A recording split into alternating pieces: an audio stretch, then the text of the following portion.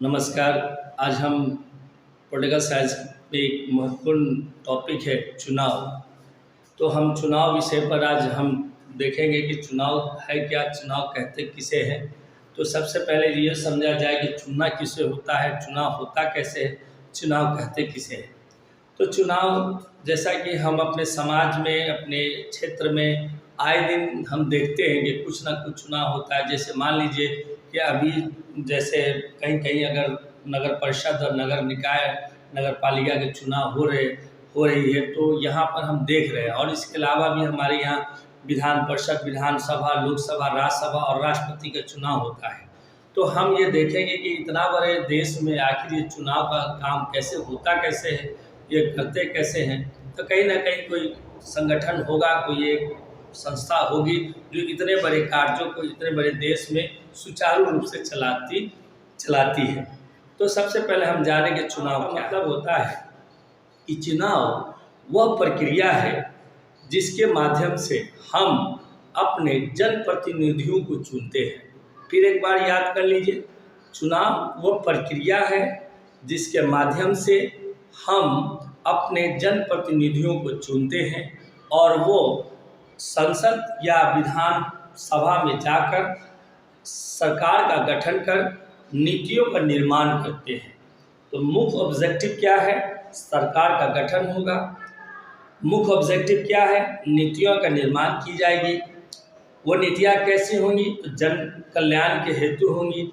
तो इसका अर्थ ये हो गया कि सरकार बनाने के लिए, सरकार के निर्माण करने के लिए एक क्रम से जो गुजरेंगे, एक प्रोसेस से जो गुजरेंगे, उसकी पहली चरण जो है वो है चुनाव। जो कैंडिडेट चुनाव में जीतेंगे या जो पार्टी चुनाव में अधिक मेजॉरिटी लाती है, आप देखेंगे कि जब चुनाव होता है और जब मतगणना होती है तो आप देखेंगे कि कैंडिडेट का हार जीत जो लगता है वो क्या होता है? वोटिंग से होता है। ठीक है। तो जो कैंडिडेट अगर जीत के आता है, जो पार्टी ज़्यादा बहुमत प्राप्त करती है, मेजॉरिटी होती है, तो वो अपना सरकार का गठन करती है और गठन करके वो नीतियों का निर्माण करती है। ऐसी परिस्थिति में हम ये कह सकते हैं कि चुनाव वो माध्यम है जिस माध्यम से हम अपने उम्मीदवार को चुनते हैं और सरकार के गठन के लिए उसको हम भेजते हैं उनको, और वो जाकर वहाँ अपना सरकार का गठन करती है। वो सरकार जन कल्याण के लिए कार्य करती है, नीतियों का निर्माण करती है। तो हमारा ये तो मकसद जो था कि चुनाव क्या है, चुनाव ये समझ में आया कि what is election. Election is the process by which we elect our representative to form a government. ये तो समझ में आ गया, प्रजातांत्रिक व्यवस्था ही में ये संभव है। अब हम देखते हैं भारत के परिप्रेक्ष्य में। अब भारत के परिप्रेक्ष्य में जब भारत 1947 को आज़ाद हुआ, तो आज़ाद होने के बाद में जो सरकार उस वक्त जो गठन की गई, उसके बाद भारत में चुनाव से संबंधित बात ये आई कि भाई कैसे होगा। तो संविधान निर्माताओं ने संविधान का जो निर्माण किया था, उन लोगों ने संविधान में इससे संबंधित अनुच्छेद 324 से लेकर 329 तक व्यवस्था कर दिया गया और कह दिया गया कि भारत में एक स्वतंत्र चुनाव आयोग होगी जो कि भारत में चुनाव संपन्न कराने की पूरी जिम्मेदारी इनको दी जाएगी।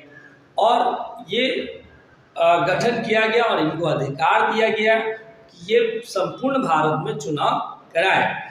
खैर, इसी को देखते हुए जो है भारत में भारतीय संविधान ने अनुच्छेद 324 से लेकर 329 तक जो है इसका वर्णन किया है। संविधान जो चुनाव आयोग जो है स्वायत्त संस्था है जिसकी स्थापना 25 जनवरी 1950 को किया गया था, जिसका उद्देश्य ये था कि भारत में चुनाव कराई जाए, एक स्वतंत्र निष्पक्ष चुनाव कराना इसका उद्देश्य है। अब आइए हम देखते हैं कि जो ये चुनाव है, अब चुनाव दो तरह से आप देख सकते हैं।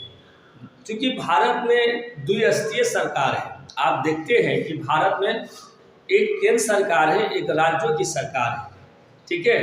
तो केंद्र सरकार और राज्य सरकार के में जो सरकार का जो चुनाव होगा, जो गठन होगा, उसकी प्रतिनिधि के चुनने की जिम्मेदारी, इलेक्शन करवाने की जिम्मेदारी भारत चुनाव आयोग को है, मुख्य चुनाव आयोग को है। अब जैसे लोकसभा, राज्यसभा, राष्ट्रपति और विधानसभा का चुनाव जो होगा वो भारत के मुख्य चुनाव आयोग के माध्यम से कराया जाएगा। लेकिन अब नगर पालिका, आपको ग्राम पंचायत, है ना, और आपको महानगर निगम या जो भी तहसीलदार, ये सबकी चुनाव जो होगी वो राज्य निर्वाचन आयोग के द्वारा की जाएगी। अब यहाँ पर दो बातें स्पष्ट हो रही हैं। चुनाव जो है वो एक केंद्र सरकार के लिए हो गई और एक राज्य चुनाव आयोग में जो है वो नगर पालिका का चुनाव, ग्राम पंचायत का चुनाव, जिला परिषद का चुनाव और तहसील का चुनाव जो है वो इसमें आता है। नगर पंचायत का चुनाव भी वो राज्य निर्वाचन आयोग में आता है। इस प्रकार से हमने ये देखा कि चुनाव क्या है। अब भारत में सबसे पहले जो चुनाव आयोग बने, जिसको आप भी जानते होंगे, सुकुमार सेन भारत के प्रथम मुख्य चुनाव आयोग रहे हैं।